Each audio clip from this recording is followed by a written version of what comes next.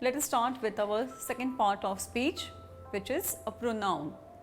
Let us again recall what we had learnt. What is the pronoun?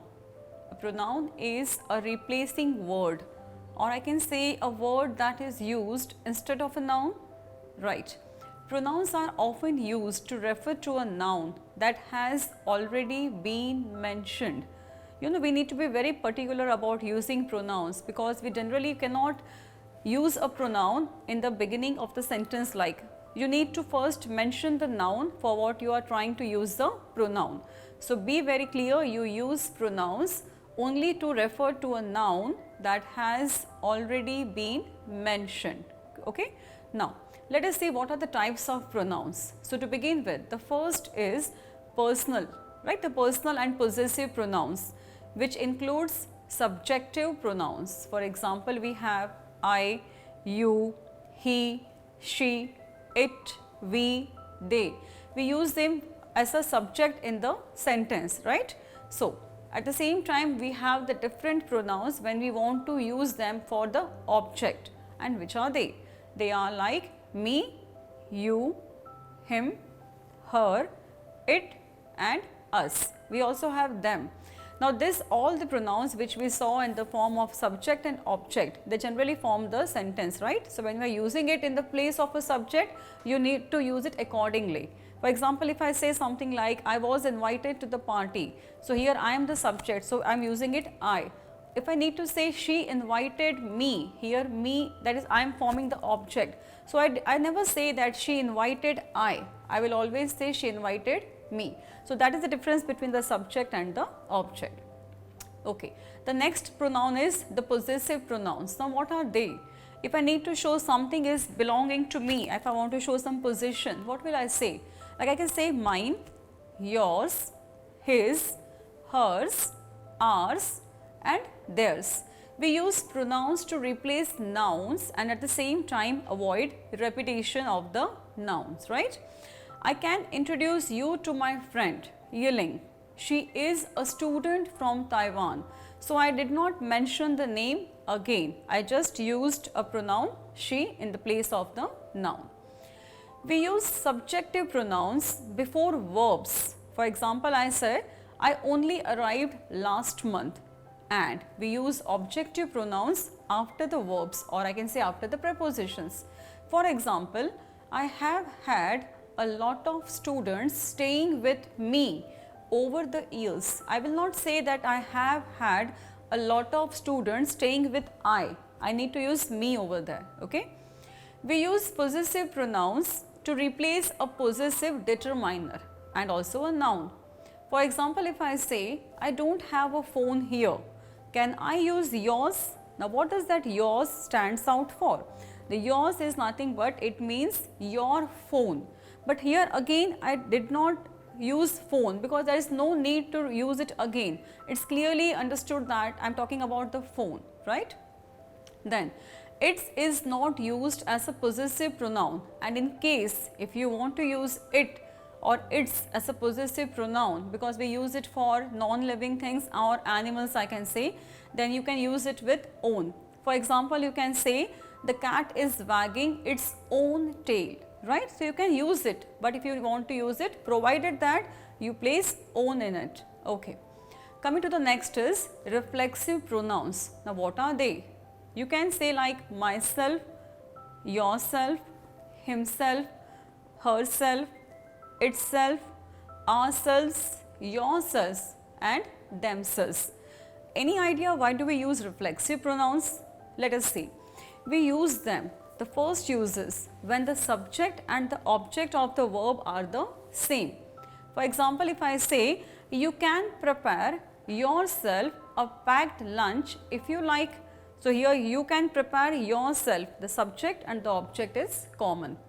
Or if I need to add emphasis to a subject or object. For example, if I say, I clean the kitchen and the living areas myself. Now, what does it mean myself? That is, I did it, I do it, not anybody else. When you use it with by to mean on my own or your own.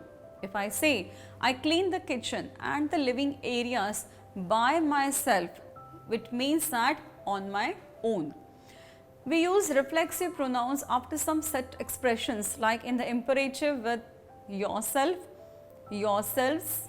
I can say like help yourself, look after yourself, which means be careful. I can also say enjoy yourselves. Always think very careful, like notice the use of each other and one another as given below. I can give examples like the boys taught themselves English. So it's equal to what? Each boy taught himself English. Now the boys taught each other or one another some new words, which means that each boy taught the other boy some new words, right? So this was all about the pronouns and its types, right? Now let us see some of the special situations where we use it. Now it is generally considered a very simple, very easy two-letter words, it, but it has various uses. Let us see what. We generally use it as a subject to start a sentence without carrying any meaning, right? Suppose like often the sentences we can say like it's a pleasant weather, or if I don't need to talk about the time, if I need to talk about distance. For example, if I can say like it did not always rain, or I can say it's 5 o'clock, or it's 10 kilometers from the sea. So what did I do? When I do not have a specific subject to start my sentence with, I use it, right? The second use of it is to start sentences when the real subject is an infinitive or an ing form. Now what is this infinitive? Whenever you place 2 plus any of the verbs in their base form, which we call 2 plus V1, that is nothing but infinitive. Or whenever you start a sentence with the ing form of the verb, which again has a grammatical term called gerund, rather than that, people generally start the sentences with it. For example, if I say it won't take long to settle in, so that's a general way we speak. Though if I say to settle in won't take long, is not wrong sentence grammatically, but we generally avoid using it. So we use it when the subject is an infinitive or an ing form. The third use of it is to refer to phrases, like to refer the whole sentences or ideas. Let us see with an example. I only arrived last month and I am still finding it all a bit strange actually. Now what do I mean here? It is replacing what? Living in the country. So I am finding that strange. So instead of writing I am finding living in the country strange, I can just replace it with it. Clear? Yeah. Then we use there plus be plus noun phrase to show something exists or does not exist. So there is a good coffee shop near here. Not it is a good coffee shop near here, because now I am pointing to a particular coffee shop. So cannot start with it over there. Then you and we, to talk about everybody, is generally like, no, generally what we consider like you and we is a personal pronoun, but at the same time at some places we can use them in a generalized form. For example, if I say in Australia you often eat sandwiches for lunch. So here I am not specifying someone whom am I talking, but I am talking to someone to describe all the people living in Australia in a general way. Okay. Similarly, we also use we to general something for the whole, I can say. For example, when I say when we include ourselves in the group, we say like we often eat lunch in a bit of hurry. Now we means who?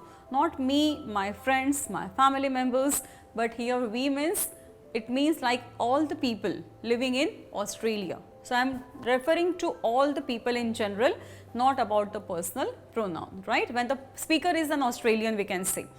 Now, then if I talk about they, even they is considered as a pronoun used for the third person plural.